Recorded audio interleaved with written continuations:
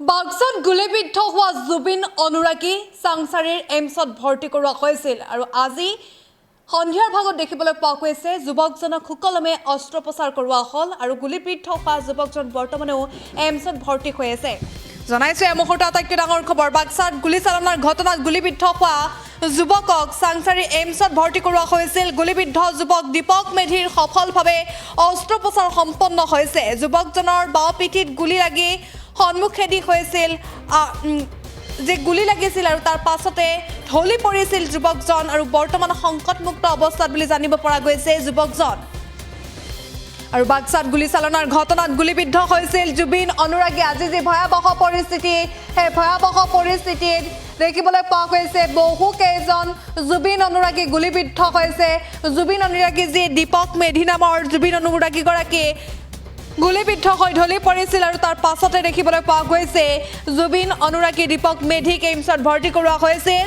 সম্পন্ন হ'ল অস্ত্ৰোপচাৰ, সফলতাৰে সম্পন্ন হৈছে দীপক মেধিৰ অস্ত্ৰোপচাৰ। জুবিন গাৰ্গৰ মৃত্যুৰ সকলোৱে তদন্ত বিচাৰিছে। আজি যি ভয়াৱহ পৰিস্থিতি বিৰাজ কৰিছিল বাক্সাত আৰু সেই ভয়াৱহ পৰিস্থিতিৰ পাছতে দেখিবলৈ পোৱা গৈছে আৰক্ষীয়ে শূন্যলৈ গুলীচালনা কৰিছিল। আৰক্ষীয়ে শূন্যলৈ গুলীচালনাত বহু কেইগৰাকী জুবিন অনুৰাগী আহত হৈছিল। তাৰ সমান্তৰালভাৱে ইমানে ভয়াৱহ পৰিস্থিতি বৃদ্ধি হৈছিল, ইমানে ভয়াৱহ পৰিস্থিতি হৈছিল আৰক্ষীয়ে নিয়ন্ত্ৰণৰ বাকী হৈ পৰিছিল। আৰক্ষী নিয়ন্ত্ৰণ কৰিব পৰা নাছিল। অৰ্ধ শতাধিক আৰক্ষী মোতায়েন কৰা হৈছিল যদিও পৰিস্থিতি অধিক ভয়াৱহ ৰূপ ধাৰণ কৰিছিল আৰু পৰিস্থিতি নিয়ন্ত্ৰণ কৰিবৰ বাবে আৰক্ষীয়ে গুলীচালনা কৰিছিল, লাঠি চালনা কৰিছিল জুবিন অনুৰাগীৰ ওপৰত। আৰু তাৰ পাছতে দেখিবলৈ পোৱা গৈছে জুবিন অনুৰাগী দীপক মেধিৰ শৰীৰত লাগিছিল গুলী আৰু ঢলি পৰিছিল লগে লগে দীপক মেধি আৰু ৰক্তাক্ত হৈ পৰিছিল।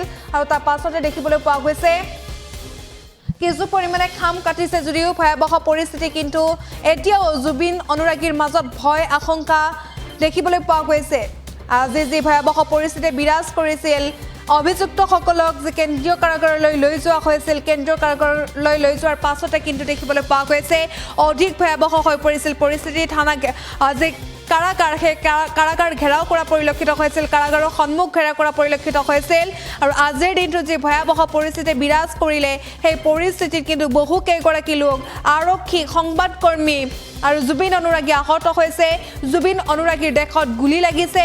জুবিন অনুৰাগী বৰ্তমান এইমছত ভৰ্তি হৈ আছে আৰু দেখিবলৈ পোৱা গৈছে এই দৃশ্য দেখিছে, এয়া হৈছে জুবিন অনুৰাগী আৰু জুবিন অনুৰাগী যি আহত হৈছে, বহু কেইগৰাকী জুবিন অনুৰাগী আহত হৈছে আৰু এইগৰাকী ব্যক্তিৰ শৰীৰত গুলী লাগিছিল, গুলীবিদ্ধ হৈছিল আৰু বৰ্তমান সংকটমুক্ত বুলি জানিব পৰা গৈছে। এইমছত ভৰ্তি হৈ আছে আৰু সুকলমে সম্পন্ন হৈছে অস্ত্ৰোপচাৰ। মোৰ সম্বন্ধীয় ভাইটি হয়, মোৰ খুৰা, নিজা খুৰা নহয় আৰু গাঁৱৰে এজন খুৰা, তেখেতৰ ভাইটি হয়। গুলীটো আপোনাৰ বাওঁ চাইডে লাগিছে তাৰ, এনে ডক্টৰে কোৱা হিচাপে পিছফালে লাগিছে, পিছফালে লাগি পেলাই এইফালেদি ওলাই গৈছে গুলীটো, ঠিক কান্ধৰ ওচৰেদি। আৰু আমি খুব ভয়ে খাইছিলোঁ আচলতে। তো তাৰ যিটো পৰিস্থিতি হ'ল, স্পটত মই নাই, কিন্তু যিসকলে আছিলে দেখা পাইছে আৰু অত্যন্ত ব্লিডিং হোৱা দেখা পালোঁ আমি। মোক মোবাইলত ফটো মাৰি দিলে।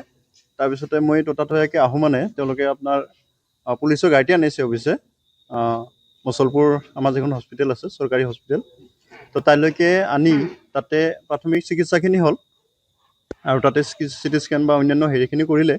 তাৰপিছত তেওঁলোকে GMCHলৈ মানে হেৰি কৰি দিলে। কিন্তু আমি ৰাস্তাতে গম পালোঁ যে আমাৰ উপায়ুক্ত মহোদয় বাক্সাত, তেখেতৰ নিৰ্দেশ মৰ্মে এইমছত অনাৰ কাৰণে যোজা কৰা হৈছে। আৰু আমাৰ এম্বুলেঞ্চৰ ড্ৰাইভাৰজনে সেইমতে আমাক ক'লে যে আমি এইমছলৈকে যাম। তো এতিয়া কণ্ডিশ্যন মোটামুটি ঠিকে আছে। অস্ত্ৰোপচাৰ হ'ল। অস্ত্ৰোপচাৰ মানে বিশেষ হেৰি নহয় আৰু তেখেতৰ যিটো গুলীৰ মানে ফুটা হৈছিলে, সেই ফুটাত পানী জমা আৰু ব্লাড জমা হোৱা বুলি কৈছে ডক্টৰে। আৰু সেইখিনি পাইপৰ জৰিয়তে ওলোৱাৰ তেওঁলোকে খুব ততাতৈয়াকৈ বেছি ব্যৱস্থাখিনি কৰিছে, ভাল লাগিছে এইখিনি। আৰু বৰ্তমান তেওঁ সুস্থ থকা বুলি আমি গম পাইছোঁ।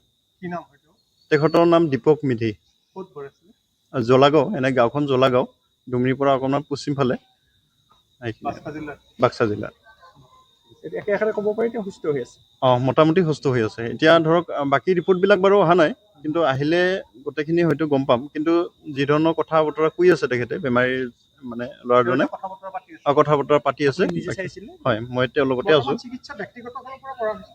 ব্যক্তিগতভাৱে কৰি আছোঁ এতিয়া বাকী পিছত কি পৰ্যায় আহে সেইখিনি আৰু ডক্তৰসকলে গম পাব গুলিটো সোমাই ওলাই গৈছে ওলাই গৈছে ডক্তৰসকলে ওলাই যোৱা বুলি কৈছে পিছফালেদি সোমাই পেলাই যিকোনো খবৰৰ বাবে যোগাযোগ কৰক 7099017330 লগতে 7099017110 নম্বৰত।